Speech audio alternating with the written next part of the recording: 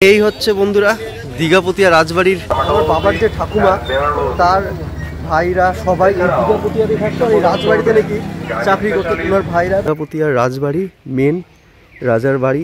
এই হচ্ছে সেই সুড়ঙ্গ পথের মেশিন। এই হচ্ছে রানীঘাট, এখানে রানী স্নান করতো। এখানে এই যে ঘড়িটি তোমরা দেখতে পাচ্ছ, এই ঘড়িটি কিন্তু কোনো ব্যাটারি ছাড়াই চলে।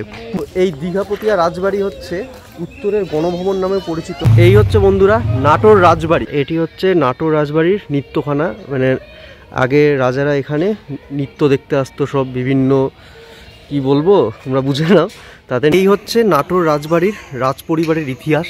আর এই সামনে হচ্ছে রানীমহল, নাটোর রাজবাড়ির ছোট তরফের রাজপ্রাসাদ। তো এবার একটু নাটোর শহরটা ঘুরে দেখব।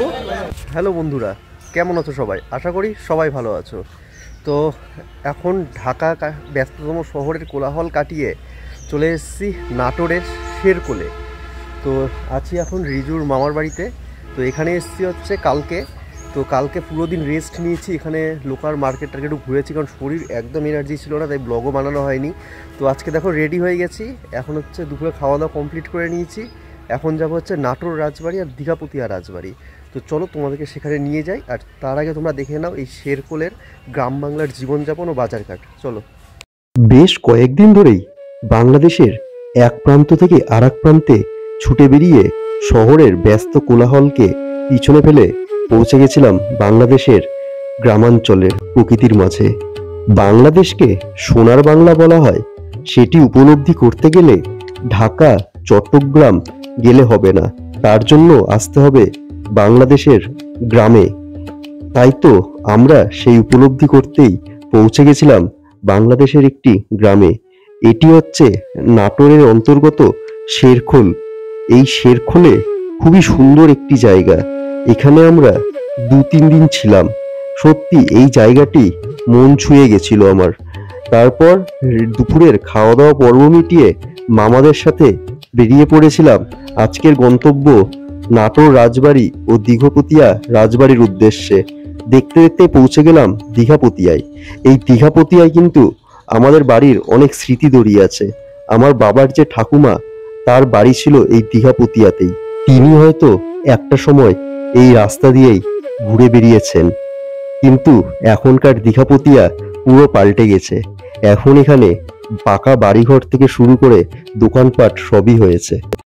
ফাইনালি আজকে চলে এসেছি, দেখো পিছনে দীঘাপতিয়া রাজবাড়ি। তোমাদের আবার জায়গাটা দেখিয়ে দিই। দেখো বড় বড় গাছ, এখানে রাস্তা পরিষ্কার। আর এই হচ্ছে দীঘাপতিয়া রাজবাড়ি, এদিকেও সব মার্কেট। তো আছি এখন দীঘাপতিয়া রাজবাড়িতে। তো শুনেছি যে আমার বাবার যে ঠাকুমা তার ভাইরা সবাই এই দীঘাপতিয়াতে থাকতো। এই রাজবাড়িতে নাকি চাকরি করতো তোমার ভাইরা। আর আমার বাবার ঠাকুমার কিন্তু বাড়ি হচ্ছে এই দীঘাপতিয়াতেই। তো চলো যাওয়া যাক রাজবাড়িতে। আর আমার যে মানে বাড়ির সবারই আসার ইচ্ছে ছিল এখানে, আজ আমি এসেছি। আমি ভিডিওর মাধ্যমে তাদেরকে সব দেখাবো, তোমরাও দেখবে। তো চলো ভিতরে প্রবেশ করা যাক, তারপর ব্যাক করছি। এই হচ্ছে বন্ধুরা দীঘাপতিয়া রাজবাড়ির মেন গেট, এই যে। আর এদিকে হচ্ছে টিকিট কাউন্টার, 30 টাকা করে টিকিট। আর এটি উত্তরের গণভবনও বলা হয়। তো এই হচ্ছে গেট, বা ভিতরে প্রবেশ করা যায়। হচ্ছে বন্ধুরা রাজবাড়ির চত্বর। এখানে দেখো এটি ঝিল আছে, এদিকেও সেম। এদিকে হচ্ছে উত্তরা পাখির মানে পাখিরালয়, যেরকম কুলিক ফরেস্ট আমাদের ওদিকে। আর এখন ভিতরের দিকে প্রবেশ করব। সত্যি এই জায়গাটাতে এসে মানে একটা আলাদাই ফিলিংস লাগছে। বাংলাদেশ ঘুরলাম, আর এই জায়গায় প্রচুরবার আসার জন্য বলেছিল বাড়ি থেকে, এসছি আজকে। তো চলো জায়গাটা ঘুরে দেখি, তোমাদেরকেও ঘুরে দেখাই। এই হচ্ছে দীঘাপতিয়া রাজবাড়ির ভিতরে। আমরা এটা দিয়ে আসলাম, এদিকেও বিভিন্ন বিশাল বড় এরিয়া নিয়ে। এই দেখো সামনে। আর এখানে হচ্ছে হেলিকপ্টার নামার জায়গা। আর এই যে সব এদিকে মামারা আছে, একটু হাই করে দাও মামারা। এই যে বিষ্ণু মামা, বৈদ্য মামা, সব একসাথেই ঘুরছি। আর এই হচ্ছে টোটাল। এই হচ্ছে বন্ধুরা দীঘাপতিয়া রাজবাড়ির একটি বৌদ্ধ কামান, সামনেও একটি আছে। আর এই যে হচ্ছে বন্ধুরা দীঘাপতিয়া রাজবাড়ির সংগ্রহশালা। এখানে দেখো উত্তরা গণভবন সংগ্রহশালা, বা নাটোরে বিখ্যাত দীঘাপতিয়া রাজবাড়ির শত ব্যবহার আসবাবপত্র, পোশাক, বই, কাব্যগ্রন্থ সব এখানে আছে। আর এটির মূল্য, ঢোকার মূল্য 30 টাকা। আমরা এখন এই দীঘাপতিয়া রাজবাড়িতে ঘুরছি, খুব সুন্দর লাগছে। তোমরা পারলে একবার নাটোরে এসো, আর নাটোরে আসলে অবশ্যই দীঘাপতিয়া রাজবাড়ি ভিজিট করো। ভিতরে যেমন বাগান টাগান আছে, প্রচুর সুন্দর জায়গা কিন্তু এখানে দীঘাপতিয়া রাজবাড়ি। আর মেন যেটা বললাম, আমার বাবার যে ঠাকুমা তার ভাইরা সবাই এখানে কাজ করতো সেই ওই আগেকার দিনে রাজার আমলে। হ্যাঁ, ইভেন তাদের বাড়িও ছিল এই দীঘাপতিয়াতে। তো চলো আরও কী কী ঘুরার আছে তোমাদেরকে দেখাই। এই হচ্ছে দীঘাপতিয়ার রাজবাড়ি, মেন রাজার বাড়ি। এই যে ভিতরে বন্ধ, আর এই হচ্ছে রাজা, এই দীঘাপতিয়ার রাজবাড়ির যে রাজা ছিল তিনি হচ্ছে তার স্ট্যাচু এই যে। আর এই হচ্ছে ওভারঅল বাড়ি। আর সামনে দেখো পুরো বাগানের মতো করা আছে।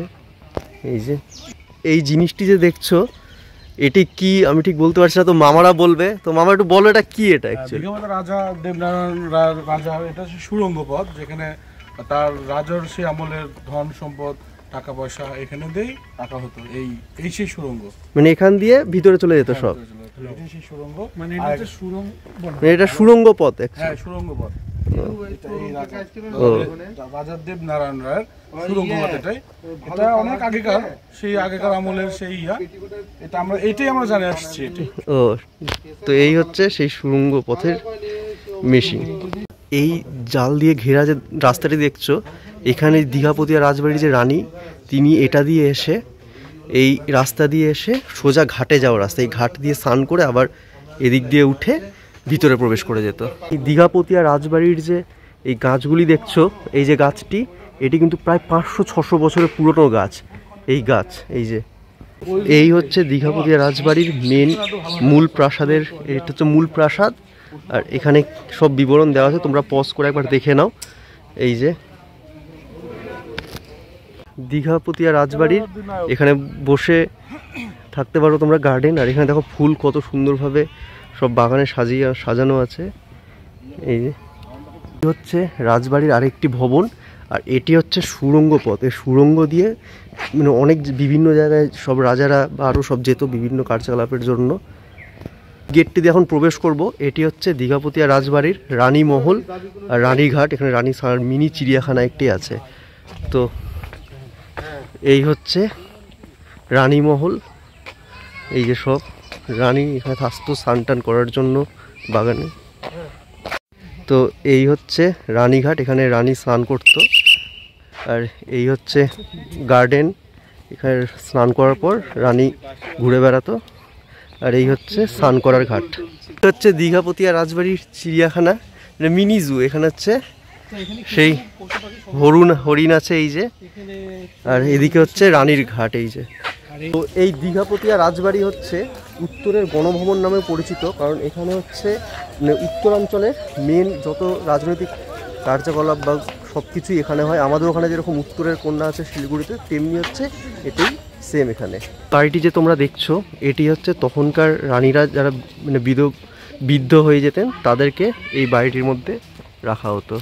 এটা হচ্ছে বন্ধুরা কুমার প্যালেস, এই যে। আর ওটা হচ্ছে মেন প্যালেস।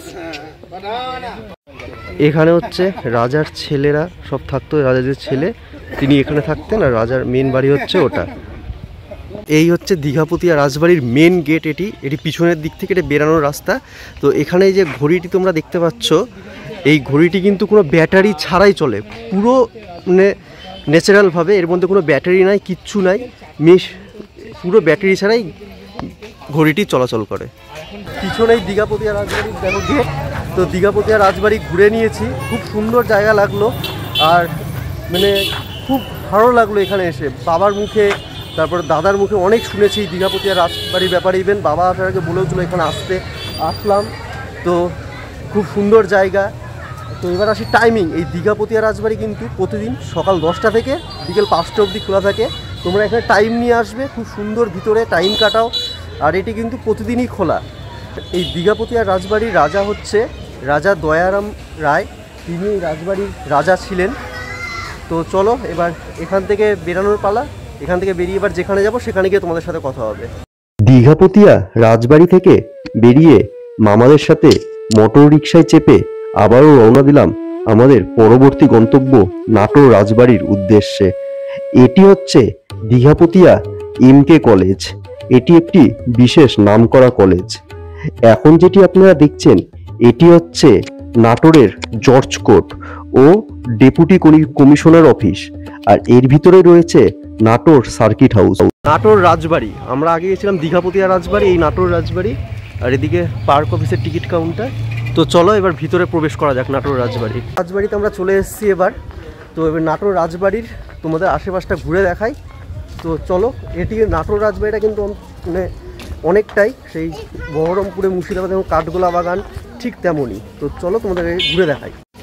এই হচ্ছে নাটোর রাজবাড়ির গেট, মেন রাস্তার। এদিকে একটি ঝিল আছে, এদিকে একটি মন্দির আছে দেখো, এই যে। আর আমরা এখন সামনের দিকে প্রবেশ করছি। নাটোর রাজবাড়ির ভিতরে দেখো, এই যে এখানে একটি মন্দির আছে। আর এটি হচ্ছে নাটোর রাজবাড়ির নৃত্যখানা, মানে আগে রাজারা এখানে নৃত্য দেখতে আসতো, সব বিভিন্ন কি বলবো তোমরা বুঝে নাও, তাদের নৃত্য দেখতে এখানে সব আসতো। এখানে নৃত্যখানা এটি নাটোর রাজবাড়ির। এই হচ্ছে নাটোর রাজবাড়ির মেন প্রাসাদ। আর এখানে হচ্ছে শ্রী শ্রী শ্যামসুন্দর বিগ্রহ মন্দির এদিকে, আর এদিকেও আছে সব অনেক কিছু। আর এই হচ্ছে মেন রাজপ্রাসাদ। আমি আছি এখন বর্তমানে নাটোর রাজবাড়িতে। তো আমার পিছনেই মেন প্রাসাদ। এদিকে দেখো নাটোরের বৈঠকখানা, বা এখনকার বৈঠকখানা, আর তখনকার দিনে সেই নৃত্যখানা ছিল এখানে। আর দেখো সেই ঘোড়ার গাড়ি, এই যে। তো এই নাটোর রাজবাড়ির রাজা হচ্ছে রাজা রামজীবন, আর রানীমা ছিলেন হচ্ছে রানী ভবানী।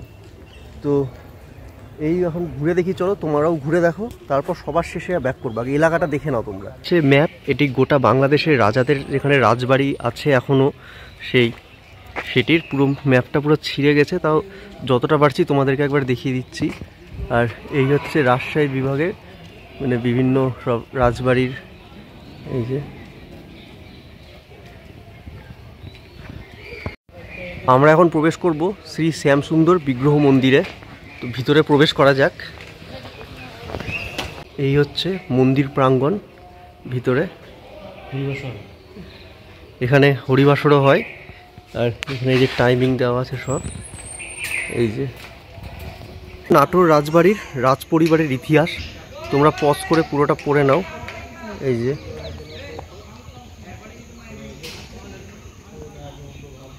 আর এই হচ্ছে এক নজরে নাটোর রাজবাড়ি, বড় তরফ ছোট তরফ সব, এই যে প্রবেশ পথ দিয়ে ঢুকে কীভাবে তোমরা যাবে সব কিছু এখানে দেওয়া আছে।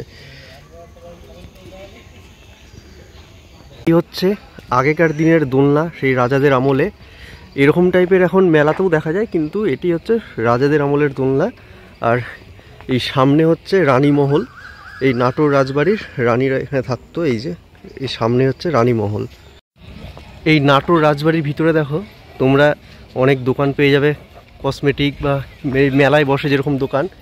আর এই দেখো ঘোড়া গাড়ি, আর এদিকে প্রচুর খাবারের দোকান আছে। তো এখন আমরা সামনে যাচ্ছি এই রাজবাড়ির ছোট তরফ, ছোট রাজা যে ওই রাজবাড়িটা ছিল বড় তরফের, আর সামনে হচ্ছে ছোট তরফের বাড়ি। আর এখানে দেখো প্রচুর খাবারের দোকান। তো চলো যাওয়া যাক সামনে। পুকুরটি হচ্ছে এই রাজবাড়ির ছোট তরফের পুকুর, এই যে। এই হচ্ছে নাটোর রাজবাড়ির ছোট তরফের রাজপ্রাসাদ, এই যে। আর এদিকে দেখো সব বাগান, আর এখানেও বিভিন্ন সব বাড়িঘর ছিল, ধ্বংসাবশেষ হয়ে গেছে এখন রাজাদের। আর এই হচ্ছে ওভারঅল রাজপ্রাসাদ ছোট তরফের। নাটোর রাজবাড়ির কালী মন্দির, এটি আনন্দময়ী কালী মন্দির ছোট তরফের। এই হচ্ছে, এখানে একটু কাজ চলছে তাই ভালোভাবে দেখাতে পারছি না। এই হচ্ছে মন্দির। নাটোর রাজবাড়ি ঘোরা কমপ্লিট। তো আমরা দীঘাপতিয়া রাজবাড়ি ঘুরলাম আজকে, নাটোর রাজবাড়ি। তো এবার একটু নাটোর শহরটা ঘুরে দেখব। তো চলো নাটোর শহরটা ঘুরে দেখা যাক। নাটোর রাজবাড়ি থেকে বেরিয়ে আমি পৌঁছে গেলাম সোজা নাটোরের বাজারঘাটে। একটু ঘুরে নিলাম নাটোরের বাজারঘাট, তারপর মামারা নিয়ে আসে এই সিঙ্গারার দোকানটিতে। সত্যি এখানকার সিঙ্গারা অতুলনীয় খেতে, না আসলে মিস করতাম এই খাবারটি। তারপর আমরা পৌঁছে যাই নাটোর কালীবাড়ি। এটি নাটোরেই অবস্থিত। এটি নাটোরের খুব জাগ্রত কালী মন্দির। আপনারা বাংলাদেশ আসলে নাটোরের এই কালী মন্দিরটি একবার হলেও ঘুরে যেন। এই মন্দিরটি খুবই সুন্দর। আমার কাছে বাংলাদেশ ভ্রমণে যদি বলা হয় সবচেয়ে প্রিয় জায়গা কোনটি লেগেছে, আমার কাছে সবার প্রথম হবে নাটোর ও শেরখোল। বন্ধুরা, নাটোর রাজবাড়ি, দীঘাপতিয়া রাজবাড়ি, নাটোর শহর বাজার সব ঘুরে তোমাদেরকে দেখিয়েছি। সত্যি 2টা দিন নাটোরে মানে শেরকোলে খুবই সুন্দর কেটেছে আমাদের, মানে পুরো নিজের বাড়ির মতো, মানে ছেড়ে যেতে ইচ্ছে করছে না। তো তোমার কেমন লাগলো ভিডিওটি, নাটোর রাজবাড়ি, দীঘাপতিয়া রাজবাড়ি? তো ভিডিওটা ভালো লাগলে অবশ্যই প্রচুর পরিমাণে শেয়ার করো। আর কথায় যাচ্ছি না, চলো ভিডিওটা ভালো লাগলে লাইক, কমেন্ট, শেয়ার এবং সাবস্ক্রাইব করে দিও।